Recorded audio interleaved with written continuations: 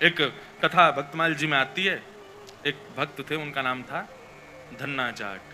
क्या नाम था? बड़ी मधुर कथा है धन्ना जी की। धन्ना जी की कथा ऐसे प्रारंभ होती है कि सामान्य से परिवार में धन्ना जी का जन्म हुआ। देखो, ये हरिप्रिय हैं, इनको हरि प्रिय थे, लेकिन इनकी भक्ति से फिर ऐसी स्थिति हो गई कि ये हरि को प्रिय लगने लगे। तो धन्ना जी के यहां एक संत पधारे। संत की शालिग्राम जी की सेवा। छोटे बालक जो होते हैं वो संतों को, या घर में कोई भी बड़े बुजुर्ग आए या कोई भी श्रेष्ठ जन आए, वो क्या करते हैं, कैसे करते हैं, मेहमानों को देखते हैं बैठ के। तो महात्मा जी अपने ठाकुर जी की सेवा करते और धन्ना जी जाके उनके पास में बैठ जाते।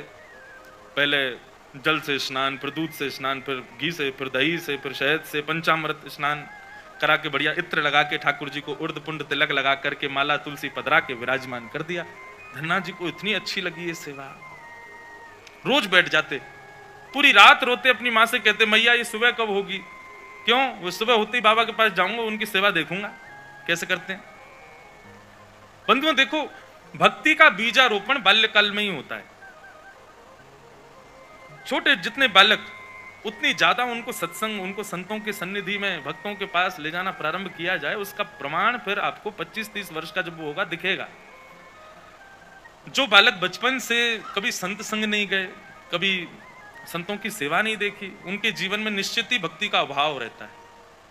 इसलिए बाल्यकाल से कौमार आचरित प्राज्ञो, भागवत में आज्ञा करते हैं भक्ति कब करनी चाहिए। बोले कौमार आचरित प्राज्ञो धर्मान भागवतान इह। कुमार अवस्था, कुमार अवस्था किसको कहते हैं? लगभग भक्ति का प्रारंभ मतलब स्वयं नाम जप आदि करना, तो उसको कुमार अवस्था से कर देना चाहिए, 14-15 वर्ष की आयु से। उससे पहले क्या करे? प्रैक्टिस करे, माता पिता के साथ वृंदावन जाए, संतों के पास जाए, तब तो जाके 14-15 में भजन प्रारंभ करेगा। तो धन्ना जी रोज सेवा देखते, बड़े खुश होते। जैसे महात्मा का जाने का समय आया, धन्ना जी बिखर गए। कहां जा रहे हो आप? बोले बेटा अब हो गई हमारी सेवा पूरी, अब हम जा रहे हैं, फिर आएंगे कुछ साल बाद। धन्ना जी बोले तो आप चले जाओ, इनको छोड़ जाओ यहीं पे, ये ठाकुर जी यहीं रहे आए, मैं इनकी सेवा करूंगा। बाबा बोले अरे तुम छोटे बालक हो, तुमसे सेवा बनेगी नहीं बेटा, तुम जिद मत करो। धन्ना जी तो रोने लगे, बोले नहीं मैं सेवा करूंगा, मुझे तो ये चाहिए। जैसे कोई वस्तु के लिए बालक जिद करता है, ऐसे धन्ना जी ठाकुर जी के लिए जिद करने लगे। माता पिता परेशान, महात्मा अलग परेशान, क्या करें। और इतना रोवे कि महाराज पूरा घर अधर कर दिया, मोहल्ले वाले तक इकट्ठे हो गए। क्या हो गया? बोले धन्ना जी के, महात्मा जी जा रहे हैं, उनके ठाकुर जी मांग रहा है धन्ना। अब किसी में ये हिम्मत भी नहीं कि महात्मा से कहते हैं दे जाओ। और कोई वस्तु हो तो ये भी कह देते हैं लोग दे जाओ, चलो हम दूसरी दे देंगे। ठाकुर जी की बात है भैया, कोई अपनी सेवा कैसे दे सकता है। धन्ना जी इतने रोए, सिर पटक पटक के रोने लगे, छोटे बालक। महात्मा बोले बड़ी विडंबना, ठाकुर जी रक्षा करो, क्या करें। इतने महात्मा बाहर गए और गोल गोल काले से दिखने वाला एक पत्थर उठा लाए, उसमें बढ़िया घी भी लगा करके और इत्र लगा के सुगंधित कर दिया, उर्द पुंड तिलक लगा दिया ठाकुर जी जैसा। और अपने ठाकुर जी तो नीचे एक छोटे सिंहासन पर विराजमान कर दिए और बड़े सिंहासन पर वो पत्थर लाके रख दिया और बढ़िया सजा के। धन्ना रो रहे थे, उठा के गोद में ला, देख देख देख तेरे ठाकुर जी आगे देख। धन्ना जी जैसी मंदिर में, धन्ना जी की दृष्टि तो उन्हीं के ठाकुर जी पे, जो ही चाहिए। महात्मा बोले लाला देख, ऊपर सिंहासन पर बड़े ठाकुर जी बैठे और नीचे छोटे ठाकुर जी बैठे। वो बड़े वाले जो हैं वो तो हैं राजा ठाकुर, और ये छोटे वाले जो नीचे बैठे हैं ना, ये सिपाही ठाकुर। अब बता, मुझे तो राजा ठाकुर ज्यादा बढ़िया लग रहे हैं, मैं तो उनको ले जाऊंगा, लेकिन फिर याद रहियो जब जब मैं आऊंगा तब तब मेरे ठाकुर जी ऊपर बैठेंगे और तेरे वाले नीचे बैठेंगे, क्योंकि तू सिपाही ठाकुर जी मांग रहा है और मेरे ठाकुर जी तो राजा ठाकुर हैं। अब बालक को उस भाव से समझाया तो धन्ना जाट नहीं, मैं तो राजा ठाकुर लूंगा, आप ले जाओ सिपाही को। सिपाही ठाकुर जी के रूप में उनके निज ठाकुर जी थे। बाबा बोले अब ठीक है। घर वालों ने भी प्रणाम किया, जय हो महाराज जी, बढ़िया आपने बुद्धि युक्ति लगाई। सबको लगा कि कंटक छूट गया, लेकिन यहां तो अब भक्ति प्रारंभ हुई थी धन्ना जी की। देखो, ठाकुर जी की सेवा के लिए जो व्यवस्था की प्रतीक्षा करते हैं, ठाकुर जी की सेवा के लिए अनुकूल समय की प्रतीक्षा करते हैं, उन लोगों के लिए प्रमाण है ये कथा। बाकी सेवा तो बाद की बात है, ठाकुर जी भी असली नहीं थे धन्ना जी के, सामान्य पत्थर था और धन्ना जी उनकी सेवा करते। रात भर मैया से कहते मैया पूजा की सामग्री मंगाओ ना, मुझे ठाकुर जी की सेवा करनी है। मैया कहती सुबह मंगा दूंगी, सुबह पीछे पड़ जाते, शाम को मंगा दूंगी, शाम को पीछे पड़ जाते, सुबह मंगा दूंगी, रोज टाल देते।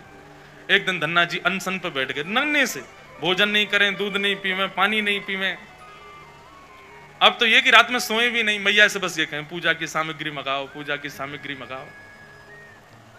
मां ने सहज भाव से कह दिया तेरे ठाकुर जी और तू इनका सेवक, सामग्री मैं क्यों लाऊं, अपने आप कर व्यवस्था। धन्ना जी निकल पड़े। महाराज पुष्प लियाए तोड़ करके, तुलसी लियाए, बढ़िया सुंदर माला बना ली। नन्हे से बालक जैसी उनको खेल खेल में सेवा करते वैसी सेवा करते थे। ठाकुर जी को तिलक लगाना है, कहां से तिलक लावे, तो बाहर गए, एक ईंट फूटी पड़ी थी लाल लाल, उसी ईंट को लाए, पानी में घोल घोल के घिस घिस के उसी से तिलक बना दिया। ईंट को घिस करके उसका तिलक श्री ठाकुर जी को लगाया। ऐसी सेवा करने लगे, अपने संगी रखें, अपने संगी सुलामें, संगी मतलब खेल खेल की सेवा थी केवल। घर वालों को लगता था कि भैया दुनिया के लोग खिलौने से खेलते हैं, हमारा धन्ना जो है ये पत्थर को ही भगवान समझ के खिलौना, इनसे ही खेल रहा है, बड़ा होगा तो बुद्धि आ जाएगी। परंतु किसी को क्या पता था कि भैया ऐसा भक्ति का बीज पिरो दिया है धन्ना जी के हृदय में। धन्ना जी भोग लगाते और भोग लगाने के बाद में पर्दा लगा करके वहीं बैठ जाते और बैठ करके प्रतीक्षा करते कि ठाकुर जी पा रहे होंगे। फिर धीरे से पर्दा हटा के देखते, अच्छा अभी पाई नहीं, ठीक है, फिर बैठ जाते, फिर प्रतीक्षा करते कब पाएंगे। खूब देर हो गई, नहीं पाई तो ठाकुर जी से बोले आप रोज भोजन अधूरा छोड़ देते हो। मैं भोजन अधूरा छोड़ देता हूं, मेरी मैया मुझे बहुत मारती है, लेकिन महात्मा जी मुझे ये बता के नहीं गए कि वो मैं आपके संग कर सकता हूं कि नहीं। मेरी मैया तो मुझे बहुत मारती है, लेकिन पता नहीं मैं कर सकता हूं कि नहीं। धन्ना जी के उस प्रिय भाव भक्ति भाव पर ठाकुर जी रीझने लगे। एक दिन तो धन्ना जी हट करके बैठ गए, यदि आपने नहीं पाया तो मैं भी नहीं पाऊंगा। धन्ना जी ने थोड़ी देर देखा, थाली यथावत रखी है, नहीं पा रहे, तो ठाकुर जी की तरफ कमर करके लेट गए। तो ठीक है, तो आज मैं भी भूखा सोऊंगा। इतने में ही जैसे उंगली को कोई जोर से चाटे तो चट चट आवाज आती है ना, ऐसी चाटने की जोर जोर से आवाज आने लगी। धन्ना जी बोले ये चप चप खा कौन रहा है, और ऐसे चटकारे ले ले करके कौन उंगली चाट रहा है। जैसे ही पर्दा हटा करके देखा तो नील माधव भगवान बैठ करके धन्ना जाट की उस थाली में से प्रसाद पा रहे थे। दर्शन किए जब श्याम सुंदर के, मोहित हो गए। ऐसा नील वरण ठाकुर जी का कटाक्ष नेत्र, बढ़िया सुंदर घुंघराले केशों की गूंद बना करके उसमें मोर पंख लगा रखा है। जैसे धन्ना जाट छोटे वैसे ठाकुर जी भी छोटे से, नन्हे से गोपाल जी आ गए। और जैसे मानो पूरे हाथ में सान लेते हैं ना सब्जी छोटे बालक, ऐसे ठाकुर जी ने माखन मिश्री और सारी सब्जी सान रखी है और खूब प्रेम से चाट चाट करके पा रहे हैं। धन्ना जाट बड़ा प्रसन्न हो गया, बोले आप तो बड़े प्यारे हो, आज आप प्रत्यक्ष मेरे सामने आ गए। ठाकुर जी धीरे धीरे अब धन्ना जाट के सखा बनने लगे। धन्ना थोड़ा बड़ा हुआ, गऊ चराने, बछड़ा बछिया चराने जाता तो अपने शालिग्राम, जो शालिग्राम थे ही नहीं, सामान्य पत्थर थे, उनको सजा धजा के बढ़िया अपनी जेब में धर के ले जाता। रास्ता भर उनसे बात करता, नीचे वृक्ष के नीचे बैठ करके ठाकुर जी, अब कोई नहीं है ठाकुर जी प्रकट हो जाओ, तो ठाकुर जी प्रकट हो जाते, धन्ना के साथ प्रेम से पाते। बंधुओं देखो इस कथा से क्या समझ में आ रहा है, धन्ना जी के भीतर ऐसा कौन सा गुण है जिस पर ठाकुर जी रीझ रहे हैं? दीनता। कल हमने एक सूत्र लिया था भक्ति में, अविचार। भगवत भक्ति में विचार नहीं करना है, जो करना है सो करना है। मन में बात आ गई तो बस ठाकुर जी को प्रस्तुत होनी चाहिए, पहला सूत्र। भक्ति का दूसरा सूत्र है दीनता। जितने सीधे, जितने दैन्य, जितनी दीनता में ठाकुर जी की भक्ति में रहोगे, ठाकुर जी उतने प्रसन्न रहेंगे। जितने चतुर बनने का प्रयास करोगे ठाकुर जी के सम्मुख, उतने ही ठाकुर जी दूर भागेंगे। जितना हो सके दीन रहो। ठाकुर जी की भक्ति में किसी भी प्रकार की चतुराई नहीं होनी चाहिए, दीन। धन्ना जी उन्हीं ठाकुर जी को लेकर के चले गए। ठाकुर जी आज बोले धन्ना तू तो मेरी बड़ी सेवा करे, पर मेरा भी मन करे कि मैं भी तेरी सेवा करूं। सब लोग इधर देखो, कथा सुनो। धन्ना जी बोले ठाकुर जी ये उचित नहीं है। आप भगवान हो, आप एक ईश्वर तत्व हो, आपकी सेवा हम करें अच्छा लगता है, पर आप हमारी सेवा करो, ये कहां की शोभा है। ठाकुर जी बोले नहीं धन्ना, हम तो तुम्हारी सेवा करेंगे, हमें बताओ हम क्या करें। और भैया ये भक्त भगवान वाली बात थोड़ी है। यहां तो सखा हैं, आप हमारे सखा हो, हम आपके सखा। सखा तो आपस में मिल बांट के सब काम करें। बता भैया धन्ना हम क्या करें। धन्ना जाट बोले तो फिर एक काम करो, आप हमारी गैया चराओ। ठाकुर जी बोले ये तो हमारे जन्म जन्म को काम है, ये तो हम बड़ी निपुणता से करेंगे। और बंधुओं यही होता, धन्ना जाट अपने घर से गैया लेके जाता और वन में जाकर के ठाकुर जी को जैसे ही बाहर पधराता, इतने में वृक्ष के पीछे से ठाकुर जी आ जाते और ठाकुर जी कहते धन्ना अब तू जाके आराम कर, हम गैया चरा देंगे।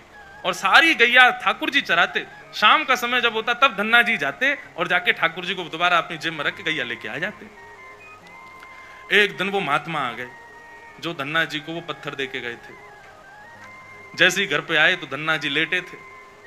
महात्मा आके बोले और बताओ भाई धन्ना सब ठीक। अरे गुरुजी आए, गुरुजी जय हो, गुरुजी प्रणाम आपके चरणों में। और बताओ वो कहां है तुम्हारे राजा भगवान। बोले भगवान तो गैया चरावे गए हैं, अभी ये समय तो गैया चराने का है ना, गैया चरावे जामे वो रोज। महात्मा बोले देखो कुछ भी बोलता है, ये अभी बालक ही है, छोटा ही है अभी। माता पिता बोले कहां बताएं, ऐसी या की सोचा गैया ने छोड़ आवे, पता ना कहां शाम को ले आवे उन्हें। अरे गुरुजी ये लोग मानते नहीं है मेरी बात। भैया सब लोग विराजमान हो जाओ बस, हाँ बैठ जाओ। क्या बता रहा था मैं, हैं? हाँ गैया चरावे जा रहे। गुरुजी बोले तो फिर वो शिला कहां है जो हमने तुमको दी थी। बोले उन्हीं की तो कह रहा हूं गुरुजी, वो गैया चराने गए हैं। गुरुजी बोले ये तो कुछ भी कह रहा है। नहीं नहीं गुरुजी आप विराजो, मैं आपको एक एक बात बताऊं। और उसने सारी बातें बताई, ठाकुर जी कैसे चिटकारे लेके भोजन करते हैं, क्या क्या उससे बातें करते हैं, कैसे उसके संग खेलते हैं, कैसे उसकी पिद्दी पे चढ़ जाते हैं, वो ठाकुर जी की पिद्दी पे चढ़ जाता है। ऐसा मधुर भाव वो प्रस्तुत करे और गुरुजी बैठ के सुनते जाएं। बोले कि इतनी बड़ी बड़ी बातें झूठ में तो नहीं बोल सकता। बोले गुरुजी मुझे पता है माता पिता की तरह आप भी मुझ पे भरोसा नहीं कर रहे हो, आपको नहीं विश्वास, चलो मैं दिखाऊं आपको। अभी मेरे ठाकुर जी गैया चरा रहे हैं। गुरु जी को लेकर के वन में गया तो वन में गैयाएं चल रही थी। बोले कहां है तेरे ठाकुर जी। अरे देखो वो दोहरी गैया के पीछे पीछे हाँक रहे हैं वाकू, पीछे पीछे चल रहे हैं वाक्य, देखो ठाकुर जी दिख तो रहे। गुरु जी बोले हमको नहीं दिख रहे। धन्ना जी दौड़ के ठाकुर जी के पास गए, बोले मेरे गुरु जी आए, उनको दिख जाओ। भगवान बोले उनको नहीं देखेंगे हम बस तुमको ही देखेंगे, तुम्हारे सखा तुमको देखेंगे, सबको थोड़ी देखेंगे। अरे भैया ऐसा मत करो। क्यों। बोले आपको और मोको एक दूसरे से मिलवावे वाली तो गुरुजी हैं। गुरुजी यदि मुझको नहीं देके जाते आपको तो आप मुझे कैसे मिलते। मेरे गुरुदेव हैं, इन्होंने ही तो मुझको दिया था आपको। ठाकुर जी रीझ गए, पुनः पुनः धन्ना को हृदय से लगाए, इसकी भक्ति ऐसा भाव। इतने में ही नील माधव नीलमणि ठाकुर जी प्रकट हो गए। और जैसे ही प्रकट हुए दूर खड़े गुरुदेव के एक एक रोम बिलखने लगा, रोने लगे और धन्ना के चरणों में प्रणाम किया। बोले हम सच्चे शालिग्राम से प्रकट नहीं कर पाए, तूने सामान्य पत्थर से प्रकट कर दिया ठाकुर जी को। हम अष्टयाम सेवा से प्रकट नहीं कर पाए और तूने सामान्य पत्थर घिस घिस के तिलक लगा के प्रकट कर दिया ठाकुर जी को। हम 56 भोग पधरा करके ठाकुर जी को प्रकट नहीं कर पाए, तू बेसर की रोटी खवा के ठाकुर जी को चटकारे दिलवाता है। हम यहाँ ठाकुर जी से प्रार्थना करते हैं कभी त्रिभंग लली से सीधे लली भी बन जाओ, नेक पूरे दिन यूं ही खड़े रहो, दर्द है जाता होगा, हाथ में नेक हाथ सीधे कर लो। तू ठाकुर जी से गैया चरवा रहा है अपनी। धन्य है धन्ना तेरी भक्ति को। बंधु ठाकुर जी को ऐसे प्रिय भाव अच्छे लगते हैं। आप नियम कितने करते हो, आप साधना कितनी करते हो, आप जप कितने करते हो, आप व्रत कितने करते हो, ये विशेष बात नहीं है, पर 10 मिनट भी ठाकुर जी के सन्मुख बैठते हो किस भाव से बैठते हो, वो भाव प्रिय है। ठाकुर जी भाव का सेवन करते हैं। इतनी कथाएं सुनने के बाद भी, वृंदावन जाने के बाद भी, ऐसे संकीर्तन करने के बाद भी, तिलक लगाने के बाद भी यदि भाव प्रकट नहीं हुए, कैसी भक्ति हमारी। समय व्यर्थ मत करो फिर भक्ति के पथ पर आके। अनुभूति हो, ठाकुर जी के ऐसे भाव प्रकट हो, तब हमारी भक्ति श्रेष्ठ है, तब हमारा तिलक लगाना श्रेष्ठ, हमारा एकादशी व्रत रखना श्रेष्ठ, हमारा गुरु मंत्र का जाप करना श्रेष्ठ। केवल नियम तक सीमित मत रहिए कि बस हमको नियम पूर्ण करना है, अपना हो गया काम, बस माला जपी छोड़े चल दिए काम को। नहीं, एक बात कहें, भक्ति में थोड़े हठीले बनो, ठाकुर जी से थोड़े थोड़े हट करो। नाथ, इतनी आयु होती जा रही है, हम बड़े होते जा रहे हैं, कब मिलोगे आप? बस 24 घंटे यूं ही बैठे रहोगे? हमको इससे सुख नहीं है। हमारे लिए तो आपको कुछ लीला तो करनी पड़ेगी, कभी कभी करो हट। सब भक्तों ने हट किया। आजकल लोग भक्त हट ही कहां करते हैं ठाकुर जी से? हाँ, हट करते हैं, किस बात का हट कर रहे हैं? काय को व्रत कर रहे हैं, हाथ में कपूर लेके बैठे हैं, हमारे पति के काम नहीं चल रहे, उसका हट कर रहे हैं, बच्चे हमारी सुनते नहीं, उसका हट कर रहे हैं, घर में विपत्ति आ गई, इसका हट कर रहे हैं। कभी श्याम सुंदर हमसे रीझ है, इस बात का हट नहीं करते। हमें उनका प्रिय बनना है, वो तो सबके प्रिय हैं ही। वो तो राक्षस भी जब उनको देखते हैं तो उनको भी प्रिय लगने लगते हैं, पर हम उनके प्रिय बने। सूरदास को प्रिय ठाकुर जी लगते थे ऐसा नहीं कहते, संत जन कहते हैं सूरदास ठाकुर जी को प्रिय लगते थे, मीराबाई ठाकुर जी को प्रिय लगती थी, गोपियां ठाकुर जी को प्रिय लगती थी, गोपाल भट्ट गोस्वामी ठाकुर जी को प्रिय लगते थे, हृदयवंश महाप्रभु ठाकुर जी के प्रिय थे। पर हमारे लिए क्या कहेंगे लोग? इनको ठाकुर जी अच्छे लगते हैं। हमारे लिए कोई क्यों नहीं कहता कि ये ठाकुर जी को प्रिय है? हमारे भजन की उपलब्धि इसी में कि हम ठाकुर जी के प्रिय बने। धन्ना के भक्ति भाव को संत ने प्रणाम किया, बोले कि हम तो भैया सच्चे शालिग्राम में से ना प्रकट कर पाए, तेने पत्थर में से प्रकट कर दिए। परंतु बंधुओं, धन्ना जी जैसे थोड़े बड़े हुए ना, तो धीरे धीरे ज्ञानी हो गए, ज्ञान हो गया। अब अबोधता तो जो थी उनके मन की, वो धीरे धीरे जाने लगी। भजने ताई गौर राधे श्याम, हरे कृष्ण हरे, भजो निताई गौर राधे श्याम। बैठ जाओ। भजो निताई गौर राधे श्याम, हरे कृष्ण हरे, भजो निताई गौर राधे श्याम, हरे कृष्ण हरे, भजो निताई गौर राधे श्याम, हरे कृष्ण हरे, भजो निताई गौर राधे श्याम, हरे कृष्ण हरे, भजो निताई गौर राधे श्याम, हरे कृष्ण हरे, भजो निताई गौर राधे श्याम, हरे कृष्ण हरे, भजो निताई गौर राधे श्याम, हरे कृष्ण हरे। सब लोग बैठ जाओ, अपने स्थान पे बैठो। अभी तो लाल जी पधारे हैं, फिर बाद में उत्सव होगा तब नाचेंगे सब प्रेम से। अभी सब लोग बैठ जाओ बस। भजो निताई गौर राधे श्याम, हरे कृष्ण हरे, निताई गौर राधे श्याम, हरे कृष्ण हरे, भजो निताई गौर राधे श्याम, हरे कृष्ण हरे, भजो निताई गौर राधे श्याम, हरे कृष्ण हरे, भजो निताई गौर राधे श्याम, हरे कृष्ण हरे, भजो निताई गौर राधे श्याम, हरे कृष्ण हरे, भजो निताई गौर राधे श्याम, हरे कृष्ण हरे, भजो निताई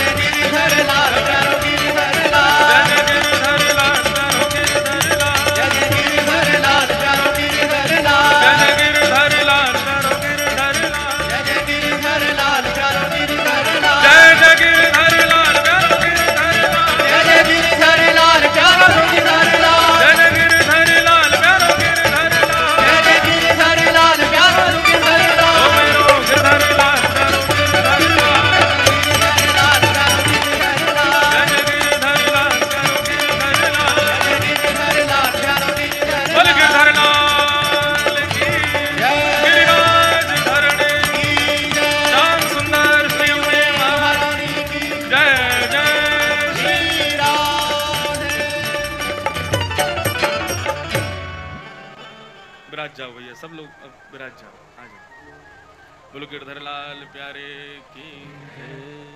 हमारे लाल जी बहुत छोटे से हैं भैया, दूर से दिखेंगे नहीं, तो अभी विराजेंगे जब कथा के विश्राम में आप लोग समीप आके तब देख लेना। और बड़ी कृपा है आज लाल जी पधारे, सब लोग विराज जाओ। थोड़ी देर और हम कुछ कह के फिर लाल जी का मुखोल्लास करेंगे। गैया चरा के लौटे हैं।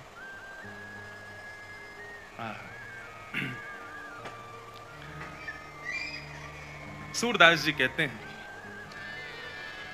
यह धन धर्म ही ते पायो, नीके राख यशोदा मैया, क्यों नारायण घर आयो। हम सबके यहाँ सेवा में जो ठाकुर जी विराजमान हैं,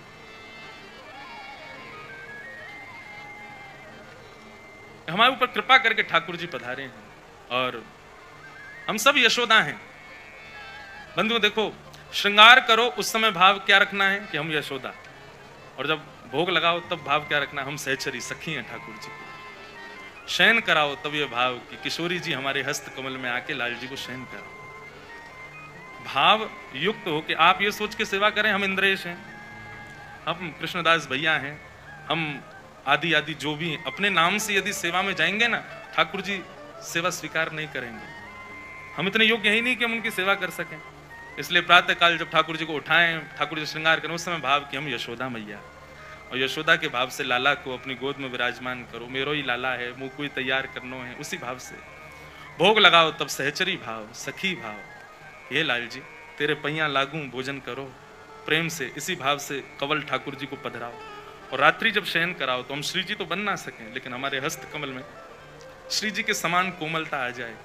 हे श्री जी, लाल जी को आप शयन कराओ, उसी भाव से इत्र की सेवा, उसी भाव से सेज तैयार, और उसी भाव से ठाकुर जी को शयन। फिर देखना आपको अनुभव होगा कि लाल जी अब सेवा स्वीकार कर रहे हैं। धन्ना जी जब बड़े हो गए ना, तो थोड़े से ज्ञानी हो गए। अब उनका सीधापन, जो अबोधता थी उनके भीतर, वो धीरे धीरे कम होने लगी। अब उनको पता लगने लगा कि भैया मैं ठाकुर जी को ऐसे जेब में नहीं रख सकता, मैं ठाकुर जी को ऐसे कहीं भी नहीं बैठा सकता, मैं ठाकुर जी को ऐसे ही कहीं भी लेके नहीं जा सकता, ठाकुर जी की थाली में बैठ के नहीं पा सकता। तो धीरे धीरे उन्होंने, जैसे जैसे उनको पता लगता गया, तो धीरे धीरे उन्होंने सेवा का प्रणाली जो बचपन से चली है बदल दी। अब वो इस भाव से सेवा करने लगे कि ये भगवान है। और इसका परिणाम क्या हुआ बंधुओं, कि जो ठाकुर जी लीला करते थे वो धीरे धीरे लीला समाप्त होने लगी। अब ठाकुर जी प्रकट नहीं होते, अब ठाकुर जी धन्ना के साथ घूमने नहीं जाते, गैया नहीं चराते। देखो, लाला को जब भगवान मान लिया तो फिर ठाकुर जी भी भगवान ही बन गए। मैं अपनी कथाओं में कहा करता हूं, भगवान शब्द में एक दूरी रहती है ठाकुर जी से, इसलिए कोई संबंध हो ठाकुर जी से, कोई भी एक संबंध स्थापित करो। भगवान मान लेते हैं तो एक तो भय आता है कि ये भगवान है, दूसरा एक दूरी बन जाती है ठाकुर जी से। अयोध्या में एक वशिष्ठ गोत्रीय ब्राह्मण, उन्होंने कथा में सुना कि राम जी के गुरु जी का गोत्र वशिष्ठ था, नाम वशिष्ठ था, उसी गोत्र में हमारा जन्म हुआ है। तो मंदिर में जाते और जाकर के राम जी को देख के सब प्रणाम करते, वो आशीर्वाद, खुश रहो राघव, सदा प्रसन्न रहो, मेरे चेला राम तुम चिरजीव। मंदिर के सब लोग देख के कहते तो पागल आदमी, देखो ठाकुर जी को प्रणाम नहीं करता है, आशीर्वाद देता, खुश रहो। सबने खूब समझाने का प्रयास किया, परंतु ठाकुर जी के प्रति उनका जो भाव था वो तो था ही।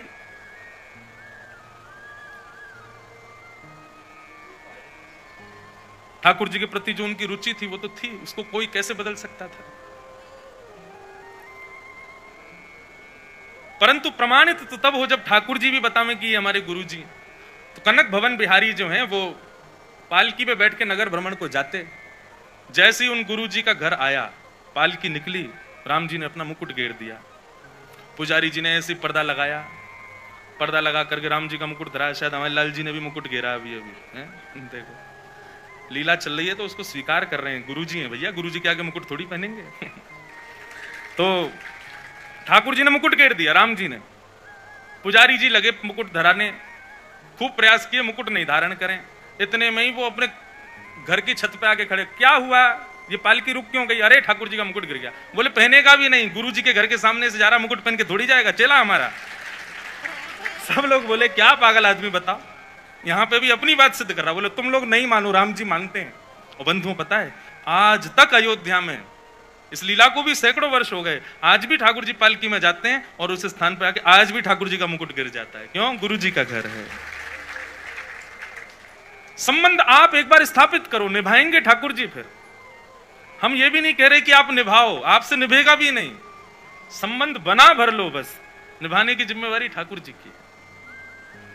लेकिन यहां तो धन्ना जी के मन में आ गया ये भगवान है, और जैसे ये भाव आने लगा तो ठाकुर जी अपनी लीलाएं कम करने लगे।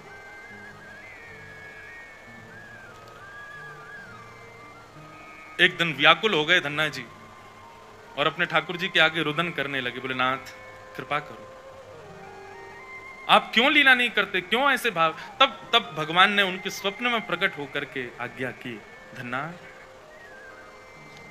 जब बाल अवस्था थी ना तुम्हारी, तुम अबोध थे, तुम सीधे थे, तुम मुझको अपना मित्र सखा मान करके जैसे चाहते वैसी लीला सेवा करते थे। अब तुम बड़े हो गए हो, अब तुम ज्ञानी हो गए हो ज्यादा ही, तुम मुझको भगवान मानने लगे हो, तो मैं भी फिर भगवान की तरह रहता हूं। धन्ना जी बोले इसका निदान क्या है नाथ, मेरे हृदय से ये भाव भी नहीं जा पा रहा है कि ये वस्तु अपवित्र है, ये नहीं पधरानी है, यहां नहीं लेके जाना, ये सब भाव तो आते हैं मन में, इनका मैं क्या करूं।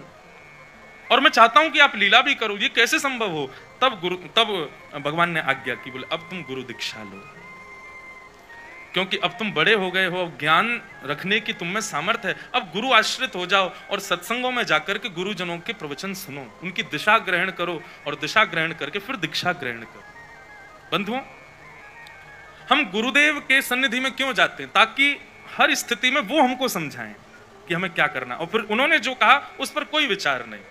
धन्ना जी को स्वयं ठाकुर जी ने आज्ञा की कि जाओ गुरु दीक्षा लो, लेकिन दीक्षा से पहले जरूरी है दिशा। लोग दीक्षा लेते हैं, दिशा नहीं लेते। गुरु जी कह के हार गए, इतनी नाम करो, इतना माला करो, ऐसे नियम करो, कुछ नहीं करते, बस दीक्षा ले ली, उससे काम नहीं बनेगा ना। पहले दिशा ग्रहण करो गुरुदेव की। तब धन्ना जी काशी गए, काशी में जाकर के श्रीमद जगतगुरु रामानंदाचार्य जी के पहले उन्होंने प्रवचन सुने, और प्रवचन में भगवत वाणी, भगवत सेवा के प्रकल्पों को सुनकर के जब उनके हृदय में निष्ठा हुई, तब उन्होंने रामानंदाचार्य जी से दीक्षा ली। और दीक्षा लेकर के जब वो आए तो गुरुदेव के प्रवचनों से उनका जो अज्ञान था वो नष्ट हो गया, और फिर से ठाकुर जी की लीला प्रारंभ हो गई, फिर से ठाकुर जी प्रकट होने लगे, फिर से ठाकुर जी उनके साथ सब सेवा करने लगे। तो कहने का अभिप्राय क्या है बंधुओं? दो बातें धन्ना जी के चरित्र से हमने सीखी। एक तो दीनता, चतुराई ठाकुर जी को प्रिय नहीं। जितने सरल, जितने दीन बन सको अपने जीवन में, उतने बनने का प्रयास करो। संसार उसको ज्यादा पूछता है जो चतुर हो, जो क्लेवर हो, जिसके पास दिमाग बहुत हो, लेकिन ठाकुर जी उसको पूछते हैं जो बहुत सरल हो, बहुत दीन हो, बहुत सीधा हो, ज्यादा कुछ करता धरता ना हो, भोला सा हो। ज्यादा चतुर लोगों को ठाकुर जी पूछते नहीं। ठाकुर जी के बने रहो तुम संसार के। हमारे पूज्य पिताजी महाराज के गुरुदेव अनंत श्री विभूषित श्री रामानुज प्रपन्नाचार्य गुरु जी, उनके विषय में मलुक पीठ वाले महाराज जी एक बार बता रहे थे, बहुत विद्वान थे, उनको भागवत का सचल विग्रह कहा जाता था वृंदावन में, चलती फिरती भागवत। हमारे पिताजी के गुरुदेव, उनके विषय में महाराज जी बता रहे थे, एक बार बहुत बड़ी सभा हुई वृंदावन में, भारतवर्ष के सब संत पधारे, और उस सभा का अध्यक्ष बनाया पूज्य गुरुदेव भगवान को, रामानुजाचार्य जी को। अध्यक्ष मतलब मंच पर जितने भी संत आएंगे सबका स्वागत सत्कार, और सबके उद्बोधन के बाद अंतिम उद्बोधन उनका होगा, और वो जो कहेंगे उसी निर्णय पर सभा पहुंचेगी। ये अध्यक्ष का दायित्व, सबसे बड़ा दायित्व।